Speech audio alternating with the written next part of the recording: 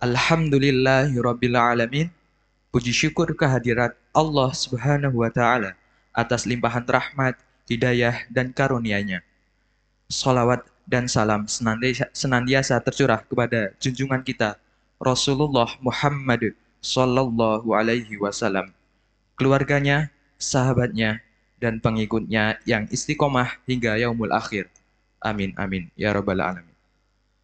Untuk mempersingkat waktu, marilah kita buka kajian sore hari ini dengan bacaan basmalah.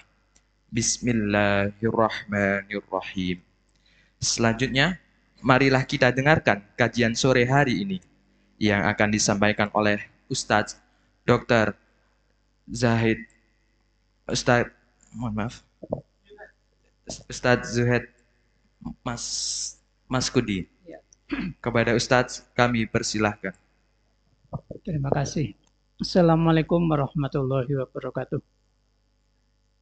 Alhamdulillah wassalatu wassalamu ala Rasulillah Muhammadin khairi abdillah wa ala alihi wa ashabihi wa man tabi'ahum bi ihsanin ila yaumil qiyamah. Para hadirin jamaah kajian Islami menjelang buka puasa Masjid Pangeran Diponegoro Tembalang yang saya hormati.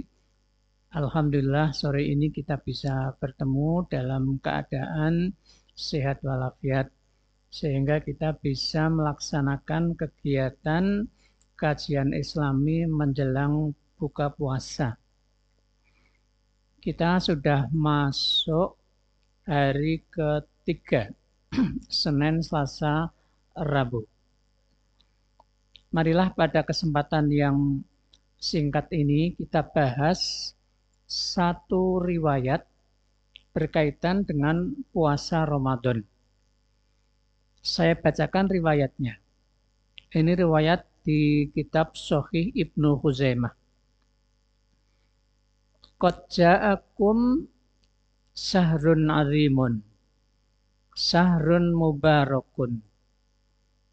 Aksiru fihi min arba'i khisalin. Khoslataini tardawna bihima rabbukum wa khoslataini la ghinan bikum anhuma. Fa ammal khoslatani latani tardawna bihima rabbukum fa syahadatu alla ilaha illallah wa tastaghfirunahu. Wa ammal latani la ghinan bikum anhuma fatas'alunallahal jannata wa ta'uduna bihi minan nar. Rasulullah bersabda, telah datang kepada kalian bulan yang agung, bulan yang penuh berkah. Oleh sebab itu, perbanyaklah pada bulan Ramadan ini 4 perkara. 2 perkara membuat kamu diridhoi oleh Allah, dan 2 perkara itu sesuatu yang sangat kamu butuhkan. Adapun 2 perkara yang membuat kamu mendapat ridho dari Allah adalah kamu bersaksi, kesaksian bahwa tidak ada Tuhan selain Allah, dan kamu memohon ampunan kepadanya.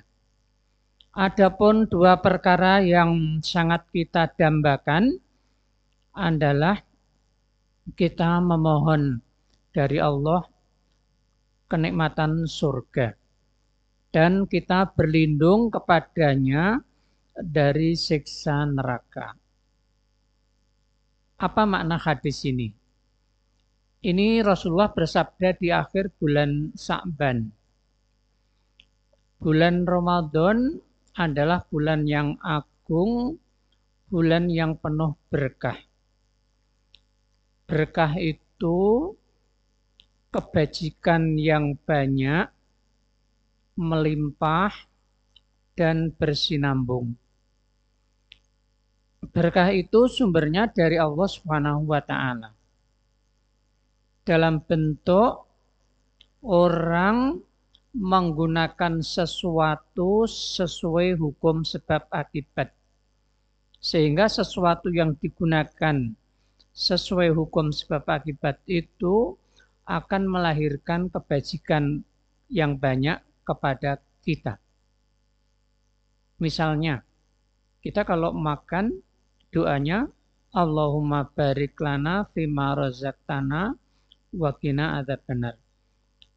Kita berdoa kepada Allah mendapat berkah dari makanan minuman yang kita konsumsi, itu kan sudah didahului oleh usaha.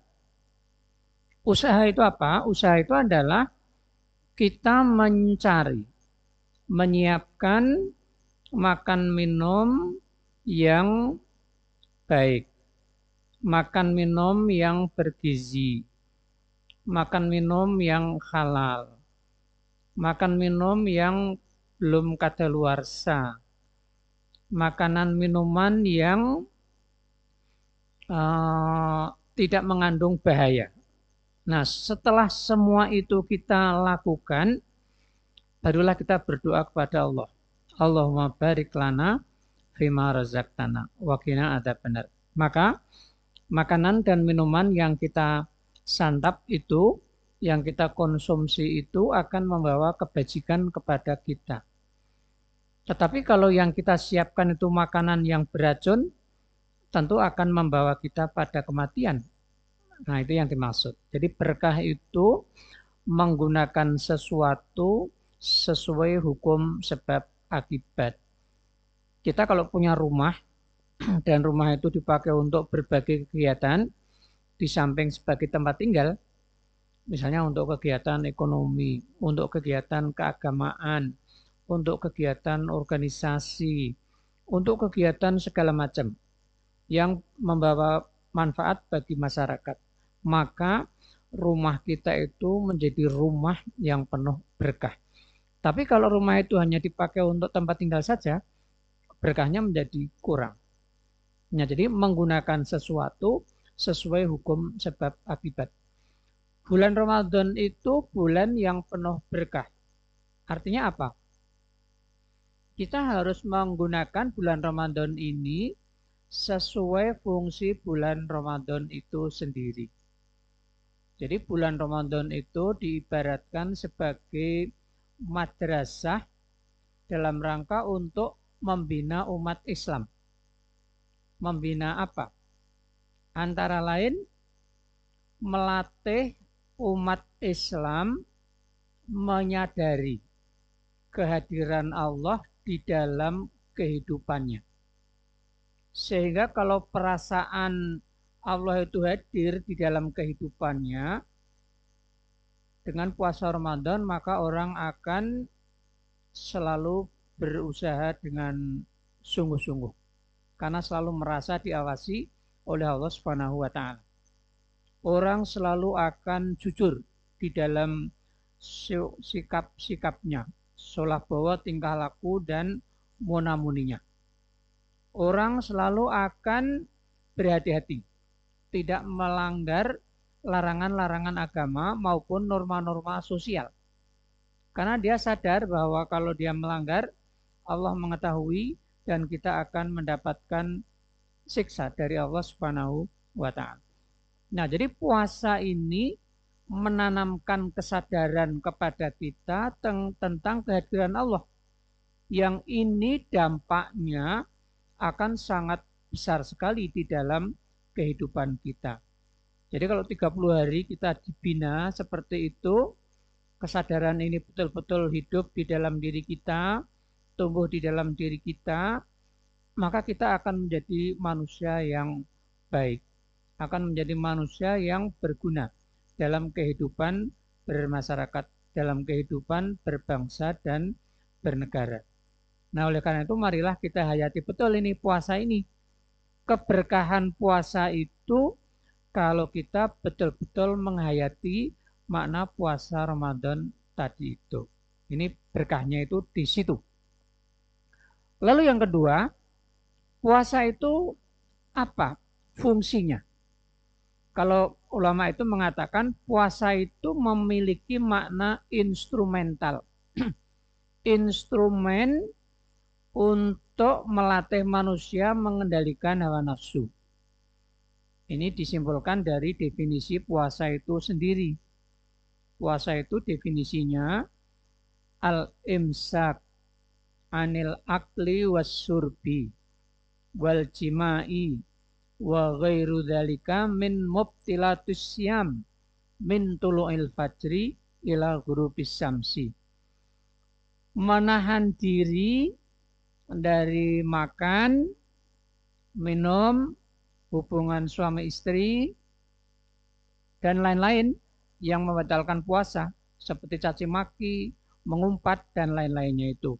Dari terbit fajar sampai terbenam matahari. Nah, jadi puasa itu menahan diri. Berarti kita dilatih oleh Allah Subhanahu wa taala menahan emosi kita, menahan hawa nafsu kita. Kita hanya dituntut mengendalikan hawa nafsu, bukan untuk mematikan hawa nafsu itu. Hawa nafsu itu harus dalam kendali akal dan agama. Dia harus tunduk pada akal dan agama. Tidak boleh terbalik.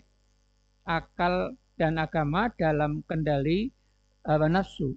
Maka kalau begitu orang akan membenarkan semua tindakannya, walaupun bertentangan dengan nilai-nilai agama, bertentangan dengan nilai-nilai sosial, nilai-nilai moral, dan sebagainya itu. Nah, jadi mengendalikan diri. Maka dalam bahasa para ilmuwan sekarang, puasa itu melatih kecerdasan emosional, mengasah dan mengasuh kecerdasan emosional. Emosi kita itu harus kita kendalikan supaya tidak liar. Nah, gitu ya. Maka dalam rangkaian hadis-hadis Nabi disebutkan begini. Pada bulan Ramadan itu para setan itu diborgol.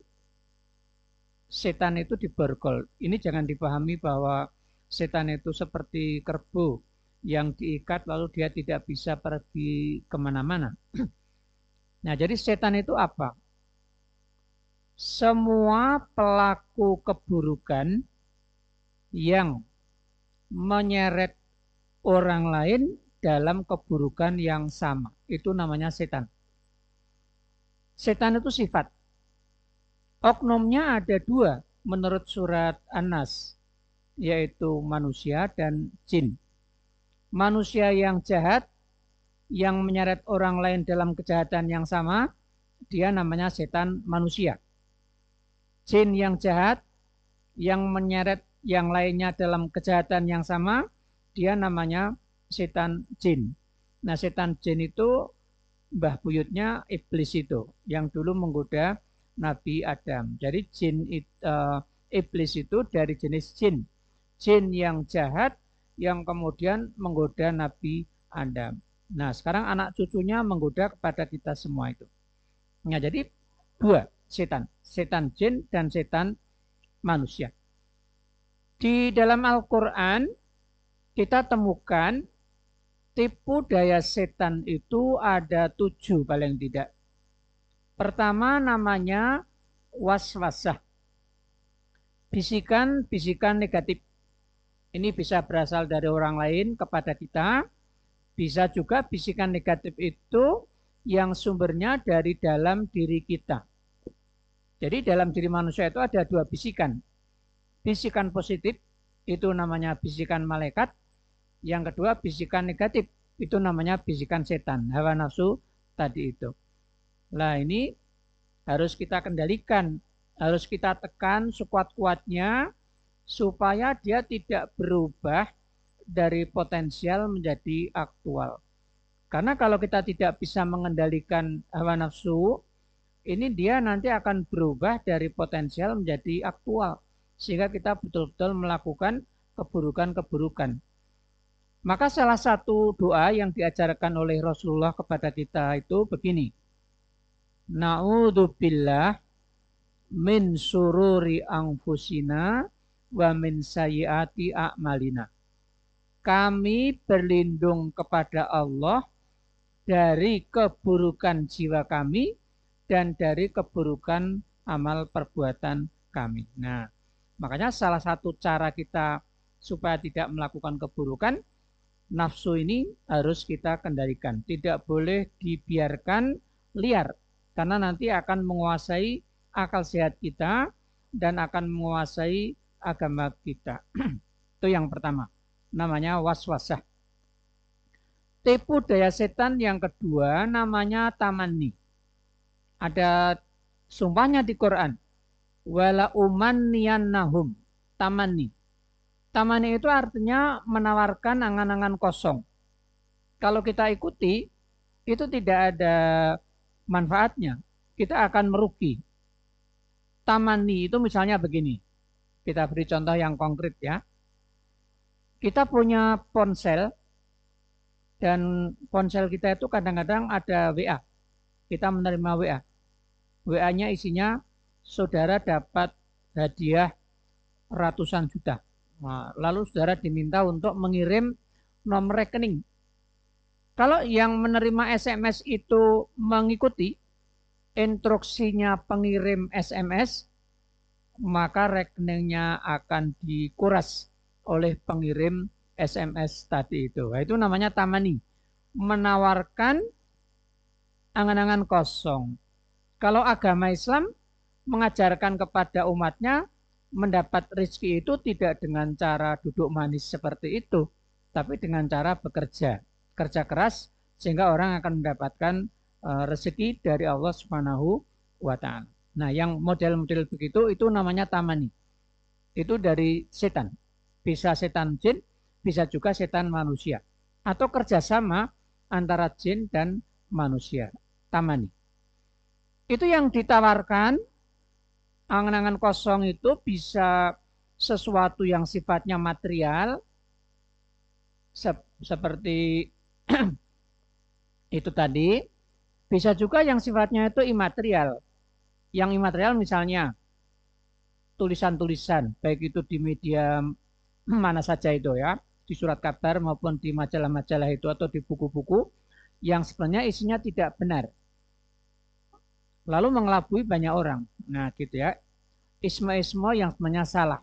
Lalu mengelabui banyak orang. Nah itu namanya tamani. Menawarkan angan-angan kosong. Kalau kita ikuti, kita tidak akan mendapatkan keuntungan. Kita akan merugi dan rugi besar. Yang ketiga, tipu daya setan itu namanya tazyin. Memoles sesuatu yang buruk kelihatan baik.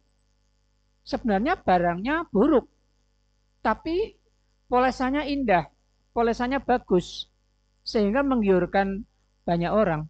Nah, gitu ya, itu namanya tazyin. Contoh misalnya, di pasar itu, ya itu ada yang material ya, banyak ayam tiren yang dijual. Ayam tiren itu ayam mati, seolah-olah disembelih, kemudian diformalin, sehingga tampilannya itu kelihatan bagus. Ini kalau orang tidak pengalaman belanja, orang bisa ketipu itu. Mau beli ayam yang baik, dapatnya itu ayam tiren tadi itu. Nah, itu apa namanya tazyin. Memoles sesuatu yang buruk kelihatan baik. Barangnya tidak baik, tetapi polesannya itu yang bagus. Hati-hati. Ini juga bisa menyangkut pandangan-pandangan, pendapat-pendapat, pikiran-pikiran yang sebenarnya tidak baik, tapi polesannya itu bagus. Yang membawakan mungkin orang-orang terkenal, yang membawakan mungkin artis-artis terkenal, sehingga dia bisa mengelabui banyak orang. Yang keempat, tipu daya setan itu namanya tadlil, menyesatkan. Itu bisa jalan hidup, bisa juga jalan yang kita lewati. Setan di Quran bersumpah, wala udillannahum. Aku pasti akan sesatkan manusia-manusia. Kecuali hamba-hamba Allah yang mukhlasin, yang ikhlas beribadah kepada Allah Subhanahu wa Ta'ala. Tadlil, misalnya jalan hidup. Sekarang anak-anak muda yang tersesat jalan hidupnya itu banyak sekali. Anak-anak muda yang masuk di dunia narkoba kan banyak sekali. Anak-anak muda yang masuk di dunia hitam banyak sekali itu. Siapa yang bawa mereka ke sana? Boleh jadi idola-idola mereka. Boleh jadi artis-artis pujaan mereka itu. Nah, gitu.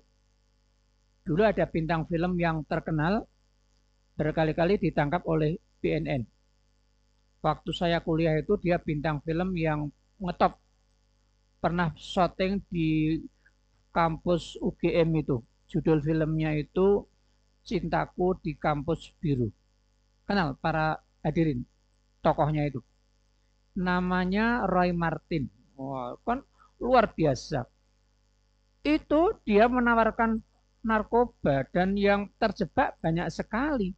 Karena yang membawa orang terkenal dan tokoh yang dipuja oleh banyak orang, tokoh yang dikagumi oleh banyak orang. Nah, itu namanya tadlil, penyesatan. Kata sebagian pakar, termasuk rokok itu juga menyesatkan itu. Iklannya menyesatkan. Merokok itu seolah-olah jantan. Wah, gitu ya, jantan. Padahal menurut para psikolog, rokok itu paling bahaya itu. Apa dampaknya? Merokok itu menyebabkan orang memiliki apa namanya orang itu menjadi asosial, tidak punya jiwa sosial, tidak tepos liro sama orang lain, egoisme yang sangat tinggi. Dan katanya tidak ada egoisme melebihi egoismenya perokok. Jadi perokok itu coba amati ya, di mana-mana dia akan seenaknya sendiri ngerokok, di dalam bis, di dalam ruang pertemuan, di mana saja itu. Nah, gitu. Itu menurut para psikolog dan menurut para agamawan. Tapi iklannya kan luar biasa itu ya. Jadi menyesatkan anak-anak muda lalu kecanduan rokok itu. Lalu yang berikutnya tipu daya setan itu namanya saddun an sabilillah. Menghalang-halangi dari jalan Tuhan. Ini bisa lewat politik, bisa lewat ekonomi, bisa lewat jalur sosial budaya. Lewat politik misalnya, anggota DPR menggembosi KPK, undang-undangnya diubah sehingga KPK yang dulu itu super body sekarang menjadi tidak punya daya. Nah, gitu. Itu setan melakukan lewat politik. Bisa lewat ekonomi. Orang-orang kaya kemudian nyogok kepada hakim-hakim. Sehingga hakim-hakim ini kemudian membuat putusan-putusan yang mendukung kepentingan orang yang berperkara itu tadi. Nah, itu namanya setan manusia. Bisa lewat jalur sosial. Orang digerakkan oleh seseorang untuk mendemo sesuatu yang benar misalnya. Sekarang banyak terjadi seperti itu. Nah, saddun an sabilillah. Kemudian yang keenam namanya itu tahwif, menakut-nakuti, mengintimidasi. Ya, intimidasi bisa sama dengan menghalang-halangi dari jalan Tuhan tadi. Bisa lewat jalur politik, bisa lewat jalur ekonomi, bisa lewat jalur sosial massa itu ya. Itu seperti itu. Lalu yang terakhir, tipu daya setan itu namanya adawah. Menciptakan permusuhan di antara manusia. Kalau di Quran, yang disebut sarana menciptakan permusuhan itu dua perkara. Satu, minuman keras. Yang kedua, perjudian. Ya, minuman keras dan perjudian. Ini ada di surat Maidah itu ya. Innama yuridus syaitan an yuqi'a bainakumul adawata wal baghdha'a fil khamri wal maisir. Setan itu hanya ingin menjerumuskan kamu dalam permusuhan, pertikaian dan kebencian dengan khamr dan maisir, dengan minuman keras dan perjudian. Tapi sekarang setan itu menciptakan permusuhan dengan semua hal. Misalnya, keragaman agama dibenturkan satu dengan yang lainnya. Keragaman partai politik dibenturkan satu dengan yang lain. Keragaman ormas, keragaman budaya, keragaman status sosial, sudah keragaman segala macam itu. Orang dibenturkan lewat aneka keragaman tadi itu. Siapa yang melakukan? Ya sekarang para provokator itu. dengan mengirim SMS, orang bisa membuat orang berseteru antara satu kelompok dengan kelompok yang lain. Nah, itu ya setan. Di bulan Ramadan, setan itu diborgol. Maksudnya apa? Mereka mengendalikan nafsunya untuk tidak melakukan keburukan-keburukan tadi. Bagi yang ingin mendapatkan keberkahan di bulan Ramadan ini tadi. Bagi mereka-mereka yang ingin mengasah dan mengasuh kecerdasan emosinya. Sehingga mereka betul-betul bisa mengendalikan emosi tadi itu. Mengendalikan nafsunya tadi itu ditundukkan di bawah kendali akal sehatnya dan ditundukkan di bawah kendali agama yang dipeluknya. Nah, jadi puasa itu melatih kepada kita mengendalikan hawa nafsu tadi itu. Nah, itu ya. Maka marilah kita untuk mendapatkan keberkahan di bulan Ramadan, kita kendalikan betul hawa nafsu kita ini tadi. Tadi kita sebutkan ya, definisi puasa itu mengendalikan dari makan, minum, hubungan suami istri, dan lain-lain. Dari terbit fajar sampai terbenam matahari. Menurut para ulama, puasa ini juga dalam rangka meneladani Allah dalam sifat-sifatnya. Gimana logikanya? Logikanya begini. Kita mengendalikan dari makan dan minum. Di surat Al-An'am, sekitar ayat 64 itu ya, Allah berfirman, Fatirus samawati wal ardi, wa huwa yut'im wa la yut'am. Allah itu pencipta langit dan bumi. Dia memberi makan dan tidak diberi makan. Wa huwa yut'im wa la yut'am. Lah kita sekarang mengendalikan diri dari makan minum itu dalam rangka meneladani Allah dalam sifat Allah tidak makan minum itu. Tetapi Allah memberi makan dan minum. Maka kita meneladani Allah itu satu sisi tidak makan minum dari terbit fajar sampai terbenam matahari. Di sisi lain kita dianjurkan untuk mau berbagi kepada orang lain yang sedang berpuasa. Nabi menyatakan, siapa yang memberi makan pada orang lain, memberi minum pada orang lain, atau memberi takjil pada orang lain, walaupun hanya sebiji kurma, maka dijamin akan mendapatkan balasan surga dari Allah Subhanahu wa Ta'ala. Nah, jadi kita didorong untuk memiliki kepedulian sosial. Kita nanti akan berbuka puasa di sini, itu adalah kedermawanan dari umat Muslim yang ada di sekitar Semarang ini dalam rangka melaksanakan perintahnya Nabi tadi itu. Jadi memberi makan kepada orang lain, memberi minum kepada orang lain, memberi takjil kepada orang lain. Karena kesadaran mereka yang tinggi dalam beragama, maka mereka berinfak, baik itu lewat uang yang ditransfer ke panitia Ramadan di Masjid Pangeran Diponegoro maupun langsung mengirim makanan itu yang sudah jadi dan sudah siap untuk dimakan oleh kita semua. Nah, ini contoh yang bagus ini. Kita lihat di semua masjid sekarang menyelenggarakan takjilan. Dan umat Islam yang kontribusi di situ jumlahnya sangat besar sekali. Nah, ini ya, maka kita juga harus menumbuhkan sikap kedermawanan ini di dalam diri kita. Dan kita mesti implementasikan dalam kehidupan kita bermasyarakat itu. Baik. Nah, jadi kita nyontoh Allah. Yang kedua, kita sedang menyontoh Allah dalam sifatnya. Allah itu tidak hubungan intim. Allah di dalam surat Al-An'am ayat 101 berfirman, Anna yakunu lahu waladun walam takun lahu sohibah.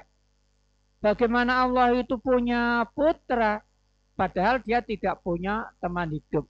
Jadi Allah tidak punya istri, maka dia tidak melakukan hubungan intim. Nah ini yang sekarang kita contoh.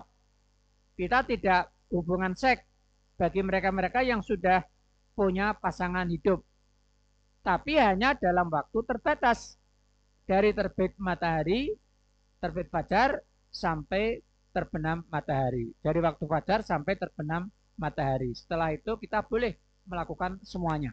Makan, minum, dan hubungan intim dengan pasangan-pasangan kita. Nah, dari sisi definisi puasa, yang kita teladani dari Allah hanya dua. Tidak makan dan minum, tidak hubungan intim. Tetapi sifat Allah itu banyak kan? Ada 99. Ya kita sekarang ini menyontoh Allah dalam 99 sifatnya itu. Kalau itu bisa kita lakukan, maka kita akan tampil menjadi manusia yang baik. Kita akan tampil menjadi manusia yang makin sempurna. Istilahnya itu menjadi insan kamil. Mari kita lihat beberapa contohnya. Allah itu Ar-Rahman Ar-Rahim. Rahman Rahim itu kalau dalam tafsir maknanya Allah yang memiliki sifat rahmah sejak zaman azali, yang dia terus-menerus mencurahkan rahmatnya kepada makhluknya kapan saja dan di mana saja. Jadi Rahim itu sifat yang ada dalam diri Allah. Rahman itu tindakan memberikan kerahmatan itu kepada makhluknya. Kita manusia juga punya sifat rahmah dalam diri kita. Maka marilah sifat rahmah ini kita aktualisasikan keluar dalam bentuk kita mau berbagi kepada orang lain. Nah, berbagi itu ya apa yang kita miliki. Yang punya harta dengan harta bendanya, yang punya ilmu dengan ilmunya, yang punya jabatan dengan jabatannya, yang punya tenaga dengan tenaganya. Nah, semua orang bisa kontribusi, mencurahkan kerahmatan kepada orang lain. Tentu memang rahmat yang kita miliki dan sifat rahman yang kita miliki tidak sebanding dengan yang dimiliki oleh Allah Subhanahu wa ta'ala. Maka kita contoh sesuai kekuatan kita masing-masing dan sesuai kemampuan kita masing-masing. Nah, maka di bulan Ramadan itu mari kita kita latih diri kita menjadi jiwa yang dermawan tadi itu. Yang kedua, Allah itu mempunyai sifat alim, maha tahu. Bagaimana kita mencontoh? Mencontohnya adalah kita terus-menerus berusaha untuk menambah ilmu pengetahuan dengan mengembangkan potensi-potensi yang dianugerahkan oleh Allah pada kita. 1. Panca indera. 2. Daya akal. 3. Daya kolbu. Nah, jadi ini 3 ini sarana untuk mendapatkan ilmu pengetahuan. Objek ilmu pengetahuan itu ya alam semesta. Kita bisa lihat misalnya di surat Al-Baqarah ya, ayat 164. Di situ Allah menyatakan objek pemikiran itu ada 6 perkara. Pertama adalah rahasia penciptaan langit dan bumi. Khalqus samawati wal ardi. Yang kedua, objek pemikiran itu adalah perbedaan malam dan siang. Kemudian yang ketiga, air hujan yang turun dari langit, yang kemudian menyuburkan bumi di mana kita hidup, yang kemudian menumbuhkan tanaman-tanaman dan menghasilkan aneka ragam buah-buahan yang banyak. Yang keempat, objeknya adalah kapal yang berjalan di lautan, yang membawa manusia dan barang-barang yang berguna bagi manusia. Ini masuk objek pemikiran. Yang kelima adalah segala macam jenis binatang yang ada di muka bumi, yang jumlahnya sangat banyak. Yang keenam adalah angin yang dikendalikan oleh Allah, yang berkisar, bertiup antara langit dan bumi itu. Nah, ini 6 objek pemikiran. Allah menyatakan kalau ini kita analisis, kita amati, kita renungkan, maka menjadi ayat bagi orang-orang yang berpikir. Ayat tentang adanya Allah, ayat tentang kemahakuasaan Allah Subhanahu wa taala yang menciptakan ini semua tadi. Nah, ini ketika orang lalu berpikir, maka orang lalu menemukan teori. Dengan teori, orang kemudian menemukan teknologi. Sekarang kita di era perkembangan ilmu dan teknologi yang sudah mengalami puncak yang sangat jauh. Sehingga ini memudahkan kehidupan kita semuanya. Dulu sesuatu yang tidak mungkin dilakukan di zaman dulu, sekarang menjadi sangat mudah untuk dilakukan. Salah satunya ponsel itu. Komunikasi jarak jauh sekarang menjadi sangat mudah. Jaraknya sangat jauh, di luar negeri juga sangat mudah. Zaman dulu saya kuliah belum ada ponsel seperti itu. Perkembangannya luar biasa pesatnya. Nah, jadi 6 objek pemikiran itu adalah bahan-bahan untuk dipikirkan, yang dari situ kita akan mendapatkan ilmu pengetahuan. Tetapi hanya berpikir itu tidak mendorong orang beriman. Maka di surat Ali Imran ayat 190-191 Allah mendorong kepada kita untuk berpikir dan zikir. Di situ Allah menyatakan, Inna fi khalqis samawati wal ardi wa ikhtilafil laili wan nahari la ayatin liulil albab alladzina yadhkuruna Allaha qiyaman wa qu'udan wa 'ala junubihim wa yatafakkaruna fi khalqis samawati wal ardi rabbana ma khalaqta hadza batila subhanaka faqina adzabannar. Di situ disebut hanya 2 objek pemikiran itu, yaitu rahasia penciptaan langit dan bumi, yang kedua perbedaan malam dan siang. Ini menjadi tanda bagi orang-orang yang ulul albab. Ulul albab itu orang yang tidak hanya berpikir, tetapi juga zikir. Nah, kalau zikir ini menggunakan daya kolbu. Daya kolbu itu hati nurani, fungsinya itu banyak ya. Ya untuk iman, untuk berniat, untuk berekspresi, untuk memiliki rasa solidaritas, untuk memiliki rasa kesetiakawanan sosial. Ini daya kolbu. Gabungan dari daya akal dan daya kolbu ini akan membentuk orang yang disebut dengan ulul albab. Orang yang memiliki pemikiran yang objektif, yang tidak diselubungi oleh kabut-kabut subjektivitas, yang tidak diselubungi oleh kabut-kabut kepentingan. Sehingga penggunaan daya akal dan daya kolbu ini akan mengantar orang menjadi pinter dan beriman kepada Allah Subhanahu wa ta'ala. Karena kalau nggak dilandasi oleh daya kolbu, orang pinter bukan malah beriman, tapi orang pinter malah durhaka kepada Allah Subhanahu wa ta'ala. Berapa banyak sekarang ini orang-orang pinter yang jauh dari Allah Subhanahu wa ta'ala. Tetapi ketika orang menggunakan daya kolbunya, maka orang akan kuat ilmunya dan kuat imannya kepada Allah Subhanahu wa ta'ala. Kalau kita sampai level ini, iman kita itu namanya iman burhani.